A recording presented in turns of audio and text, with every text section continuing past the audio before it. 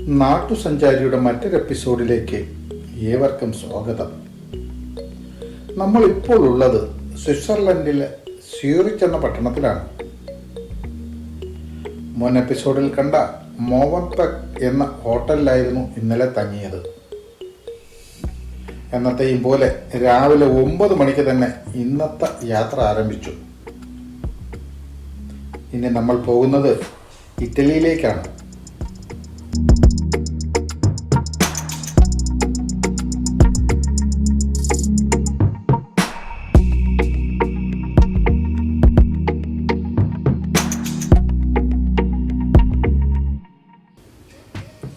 സൂറിച്ചിൽ നിന്നും ഇറ്റലിയിലെ മിലാൻ എന്ന പട്ടണത്തിലേക്കാണ് പോകുന്നത്.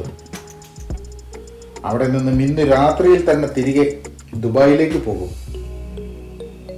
അതായത് ഇന്ന് ഞങ്ങളുടെ യൂറോപ്പ് ടൂർ അവസാനിക്കുകയാണ്.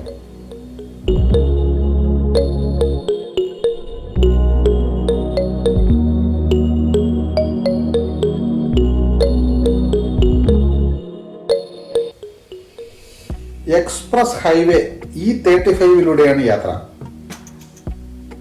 സൂറിച്ചിൽ നിന്നും മിലാനിലേക്ക് 280 കിലോമീറ്ററാണ് ദൂരമുള്ളത്.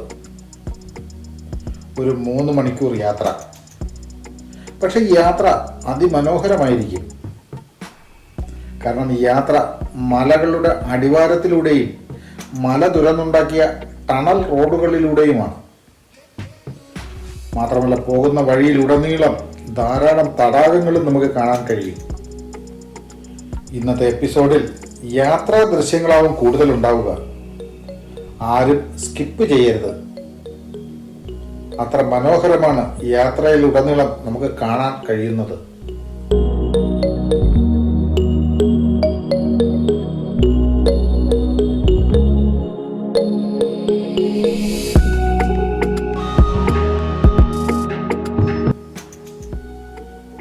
ഈ സ്വിറ്റ്സർലൻഡ് മലകളാൽ സമൃദ്ധമായ ഒരു യൂറോപ്യൻ രാജ്യമാണ്. സ്വിറ്റ്സർലൻഡിലുടനീളം ആൽപ്സ് പർവ്വതവും അതിനോടനുബന്ധിച്ചുള്ള മറ്റു പർവ്വതങ്ങളും ആണുള്ളത്. സ്വിറ്റ്സർലൻഡ് തടാകങ്ങളാൽ സമൃദ്ധമായ ഒരു രാജ്യം കൂടെയാണ്. ഈ രാജ്യത്ത് 1500-ലേറെ തടാകങ്ങളുണ്ട്. ആൽപ്സ് പർവ്വതത്തിന്റെ ഏറ്റവും ഉയരമുള്ള കൊടുമുടി സ്ഥിതി ചെയ്യുന്നത് സ്വിറ്റ്സർലൻഡിലാണ്. ആൽപ്സ് പർവ്വതത്തിലെ ഉയരത്തിൽ 2ാമത്തെ കൊടുമുടിയിലാണ് നമ്മൾ ഇന്നലെ കയറിയത്.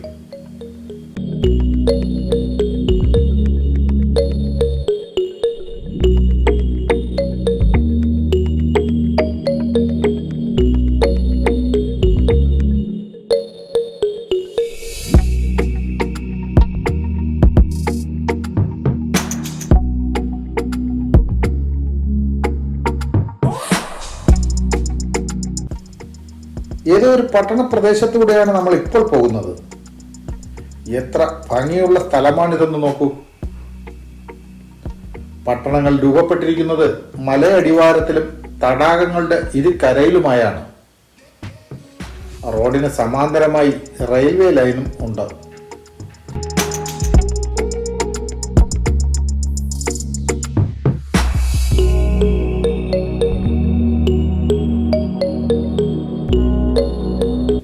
സ്വിറ്റ്സർലൻഡ് ഒരു വികസിതവും അതിസമ്പന്നവുമായ രാജ്യമാണ്. ഈ രാജ്യത്തിന്റെ വളർച്ചയിൽ പ്രധാന പങ്ക് വഹിക്കുന്നത് ഇവിടുത്തെ ബാങ്കിംഗ് ഇൻഡസ്ട്രിയാണ്. പ്രസിദ്ധമോ കുപ്രസിദ്ധമോ ആണല്ലോ സ്വിസ് ബാങ്കുകൾ. ലോകത്തെവിടെയുമുള്ള ആർക്കും രഹസ്യമായി ഇവിടെ ബാങ്ക് അക്കൗണ്ട് തുടങ്ങാൻ കഴിയും എന്നുള്ളതാണ് സ്വിസ് ബാങ്കുകളുടെ പ്രത്യേകത. അതുകൊണ്ട് തന്നെ പല രാജ്യങ്ങളിലുമുള്ള രാഷ്ട്രീയ നേതാക്കളും നികുതി വെട്ടിപ്പുകാരും ഇവിടെയാണ് അവർ സമ്പാദിക്കുന്ന കള്ളപ്പണം നിക്ഷേപിക്കുന്നത്. ഒരു തരത്തിൽ പറഞ്ഞാൽ മറ്റുള്ള രാജ്യങ്ങളിലുള്ള കള്ളപ്പണം കൊണ്ട് സമ്പന്നമായ ഒരു രാജ്യം. സ്വിസ് ബാങ്ക് അക്കൗണ്ട് ഡീറ്റെയിൽസ് ഒരു കാരണവശാലും അവർ പുറത്തുവിടില്ല. അതാണ് ഇവിടുത്തെ ബാങ്കിംഗ് നിയമം.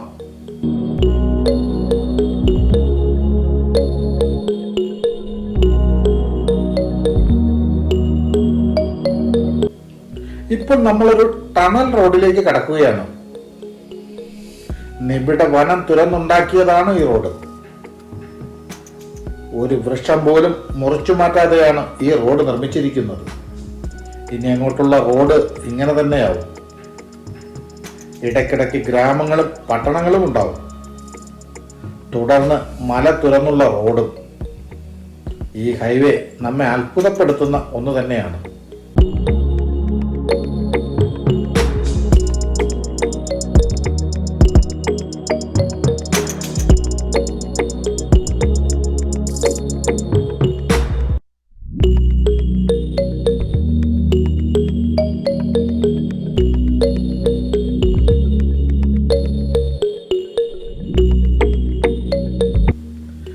ബാങ്കിങ് കഴിഞ്ഞാൽ പിന്നെ ഇവിടുത്തെ മറ്റൊരു വരുമാന മാർഗം ടൂറിസമാണ്.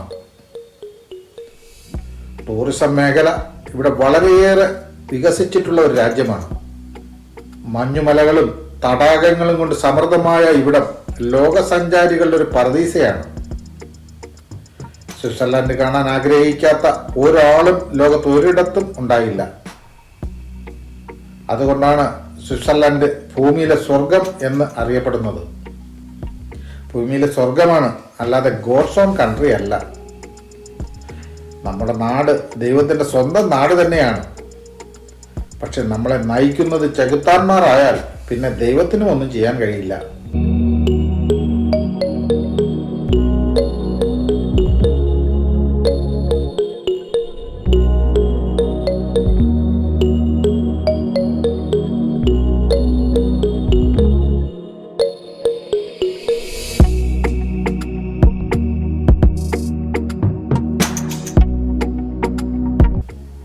മഞ്ഞുമലകൾ ധാരാളമുള്ള രാജ്യമായതിനാൽ സ്വിറ്റ്സർലൻഡിൽ ധാരാളം സ്കീ റിസോർട്ടുകളുണ്ട്.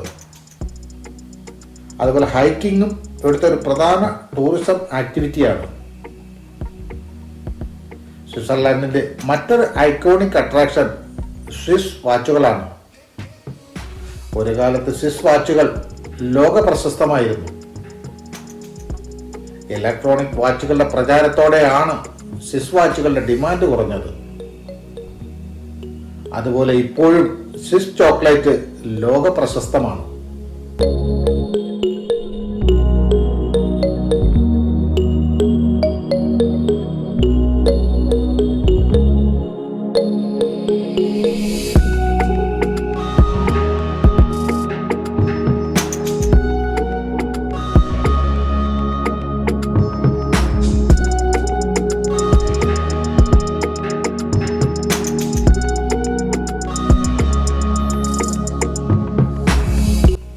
സ്വിറ്റ്സർലൻഡിൽ ധാരാളം പുൽത്തകിടികളുണ്ട്. അവയെല്ലാം മനുഷ്യനിർമ്മിതമായ പുൽത്തകിടികളാണ്. കാലി വളർത്തലിലും പാൽ ഉൽപാദനത്തിലും ലോകത്ത് മുൻനിരയിലുള്ള രാജ്യമാണ് സ്വിറ്റ്സർലൻഡ്. ഇവിടെ എവിടെ നോക്കിയാലും പുൽത്തകിടികളും അതിൽ മേഞ്ഞു നടക്കുന്ന പശുക്കളെയും നിങ്ങൾക്ക് കാണാൻ കഴിയും.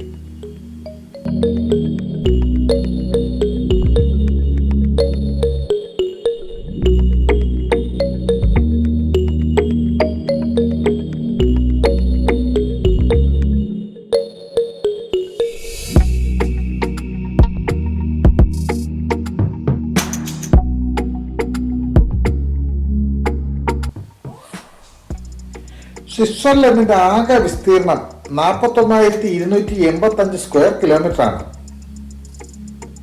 ഈ രാജ്യത്തെ അതിരിടുന്ന രാജ്യങ്ങളാണ് ഇറ്റലിയും ഫ്രാൻസും ജർമ്മനിയും ആസ്ട്രിയയും ലിച്ചൻസ്റ്റൈനും. ഇവിടുത്തെ കറൻസി സ്വിസ് ഫ്രാങ്ക് ആണ്. ഇവിടെ ഒന്നിലധികം ഭാഷ ഔദ്യോഗിക ഭാഷയായി അംഗീകരിച്ചിട്ടുണ്ട്. റോമൻ, ഫ്രഞ്ച്, ജർമ്മൻ, ഇറ്റാലിയൻ എന്നീ ഭാഷകളാണ് ഔദ്യോഗിക ഭാഷ. സ്വിറ്റ്സർലൻഡിലെ ഏറ്റവും വലിയ പട്ടണം സൂറിച്ചാണ്.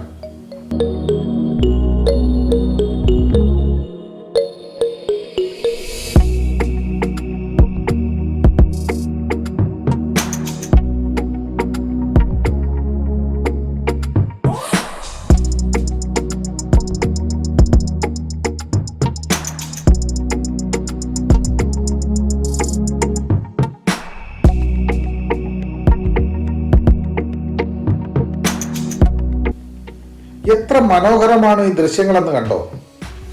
അതുകൊണ്ടാണ് സ്കിപ്പ് ചെയ്യാതെ കാണണമെന്ന് ഞാൻ തുടക്കത്തിൽ പറഞ്ഞത്. ഈ യാത്രയിലുടനീളം നമ്മൾ കടന്നു പോകുന്നത് ആൽപ്സ് പർവ്വത താഴ്വരയിലൂടെയോ അല്ലെങ്കിൽ ആൽപ്സ് പർവ്വതം തുരന്നുണ്ടാക്കിയ ടണൽ റോഡുകളിലൂടെയോ ആയിരിക്കും. കൂടാതെ ആൽപ്സ് പർവ്വതത്തിന്റെ ഉപപർവ്വതമായ ജുറ മൗണ്ടനും ഈ യാത്രയിലുടനീളം നമുക്ക് കാണാൻ കഴിയുന്നുണ്ട്.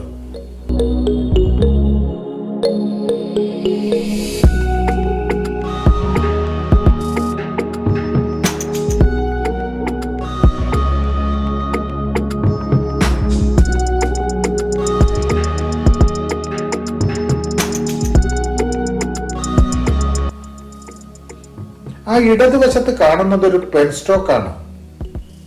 മലമുകളിൽ നിന്നും വെള്ളം ഹൈ പ്രഷറിൽ താഴെ എത്തിച്ച് പവർ ജനറേറ്റ് ചെയ്യുന്നതിനുള്ള പൈപ്പുകളാണ് പെൻസ്റ്റോക്കുകൾ.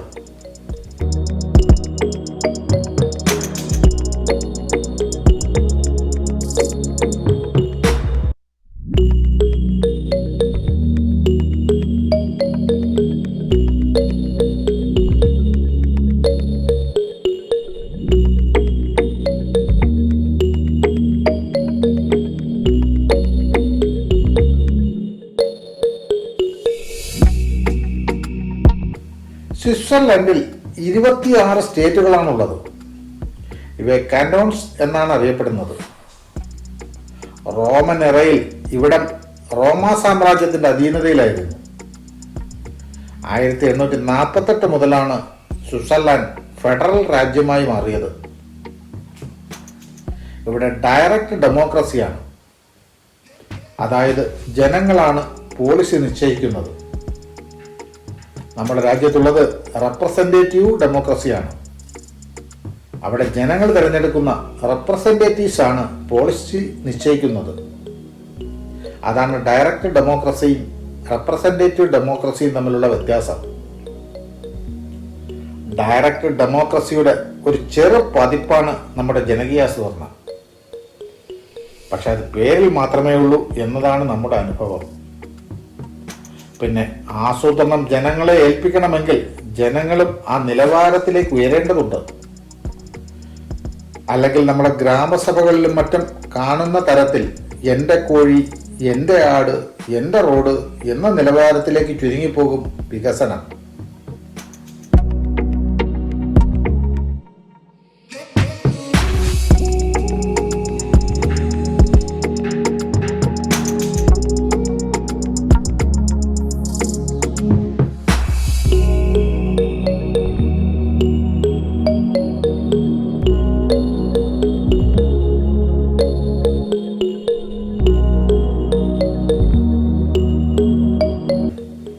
ഇപ്പോൾ നമ്മളുള്ളത് ഒരു ബ്രേക്ക് പോയിന്റിലാണ്.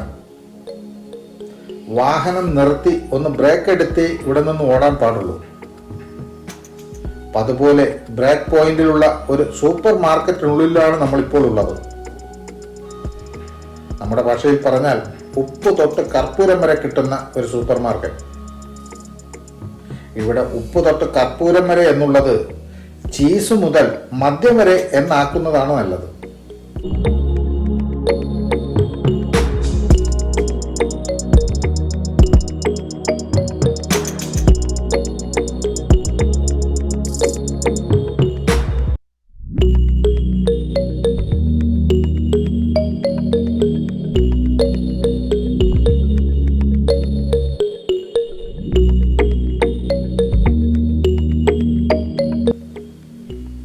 ചെറിയ മഴ പെയ്യുന്നുണ്ട്.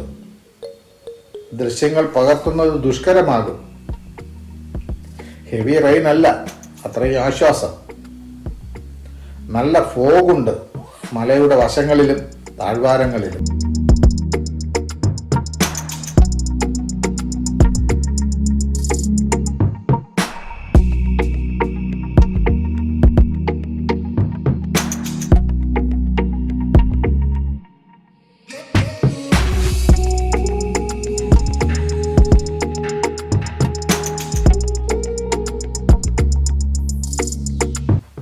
ആ ട്രെയിൻ കണ്ടോ? അതാണ് യൂറോപ്യൻ സ്റ്റാൻഡേർഡ് ട്രെയിൻ. നമ്മുടെ നാട്ടിലും വൈകിയാണെങ്കിലും ഇത്തരം ട്രെയിനുകൾ ഓടിത്തുടങ്ങിയിട്ടുണ്ട്. 2 ട്രെയിനുകൾ ബന്ധിപ്പിച്ചുള്ളതാണ് ആ ട്രെയിൻ.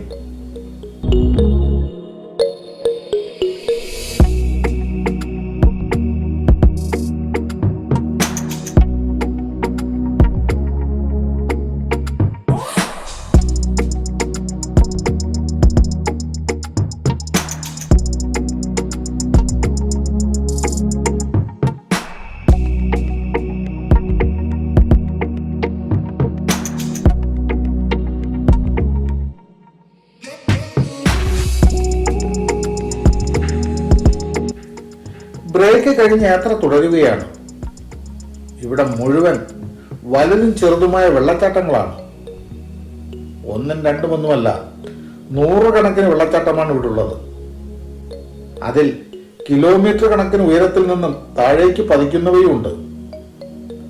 മലമുകളിലെ ഗ്ലേഷ്യർ ഉരുകിയുണ്ടാകുന്ന വെള്ളമാണ് ഈ വെള്ളച്ചാട്ടങ്ങൾ സൃഷ്ടിക്കുന്നത്.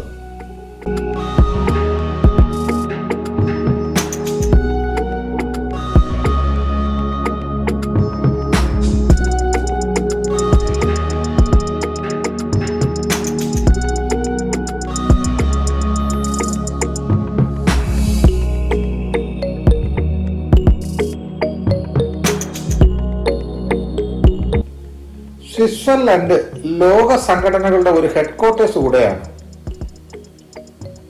റെഡ് ക്രോസിന്റെ ബർത്ത് പ്ലേസും സ്വിറ്റ്സർലൻഡാണ്. WTO, WHO, ILO, ഫിഫ തുടങ്ങിയ സംഘടനകളുടെ ഹെഡ്ക്വാർട്ടേഴ്സ് സ്വിറ്റ്സർലൻഡിലാണ്.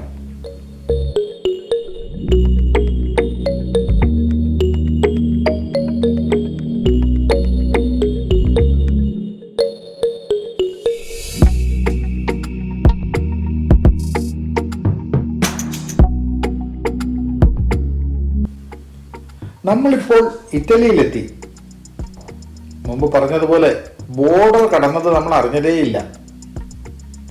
ഇറ്റലിയുടെ തലസ്ഥാനമായ മിലാനിലാണ് നമ്മൾ ഇപ്പോൾ ഉള്ളത്. ഇപ്പോൾ സമയം 12 മണിയായി. ലഞ്ചിനുള്ള സമയമാണ്.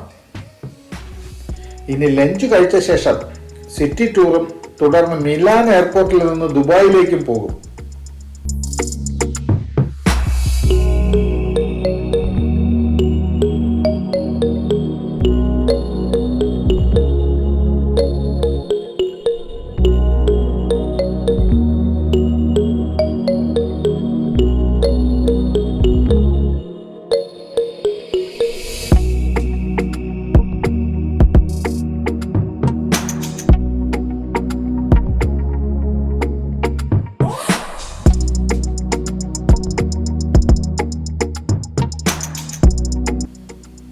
സണ്ണി ഡേ അല്ല, ചെറിയ മഴക്കോളും ഉണ്ട് ഇവിടെ. സ്വിറ്റ്സർലൻഡിലെ തണുപ്പ് ഇവിടെ ഇല്ല. കുറച്ച് ചൂട് തോന്നുന്നുണ്ട്.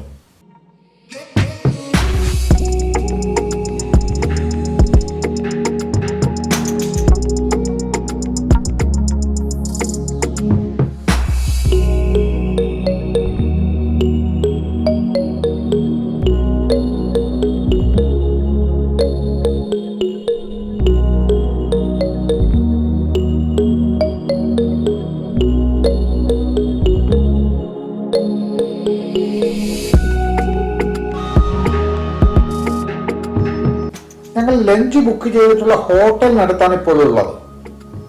പക്ഷെ ബുക്ക് ചെയ്ത സമയമായിട്ടില്ലാത്തതിനാൽ വെറുതെ ചില കടകൾ കയറി ഇറങ്ങാമെന്ന് വിചാരിച്ച് കയറിയതാണ് ഇവിടെ.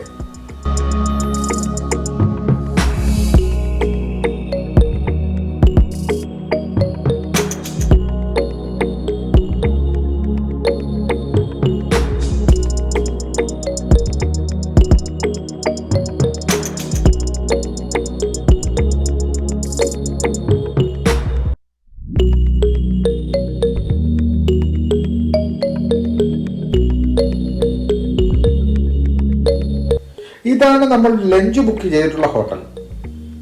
Hotel Concordia. ഇതൊരു ഇന്ത്യൻ റെസ്റ്റോറൻ്റ് അല്ല, ഇറ്റാലിയൻ റെസ്റ്റോറൻ്റ് ആണ്. അതുകൊണ്ട് ഇന്നത്തെ ലഞ്ചിന് ഇറ്റാലിയൻ ഡിഷസ് ആവും ഉണ്ടാവുക. എങ്ങനെയുണ്ടെന്ന് നോക്കാം.